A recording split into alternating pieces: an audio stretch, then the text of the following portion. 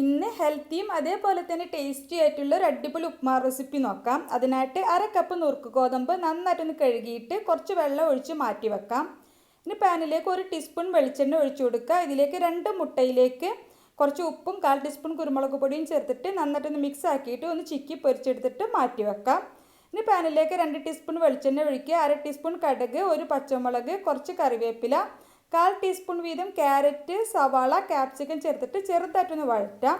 ഇനി 1/2 കപ്പ് നുറുക്ക് ഗോതമ്പിന് 1 കപ്പ് വെള്ളമാണ് ഒഴിക്കേണ്ടത്. ഇതിലേക്ക് ആവശ്യത്തിന് ഉപ്പ് ചേർത്തിട്ട് ഒന്ന് തിളച്ച് വരുന്ന സമയത്ത് വെള്ളം എല്ലാം ഊറ്റിക്കളഞ്ഞിട്ട് നുറുക്ക് ഗോതമ്പ് ചേർത്തിട്ടൊന്ന് മിക്സ് ആക്കാം. എന്നിട്ട് അടച്ച് വെച്ചിട്ട് ലോ ഫ്ലെയിമിൽ ഒരു 15 മിനിറ്റോളം വേവിക്കണം. ഒരു 15 മിനിറ്റിന് ശേഷം മൂടി തുറന്നിട്ട് നന്നായിട്ട് മിക്സ് ആക്കി കൊടുക്കുക. ഗോതമ്പൊക്കെ നന്നായിട്ട് വെന്തിട്ടുണ്ടാവും.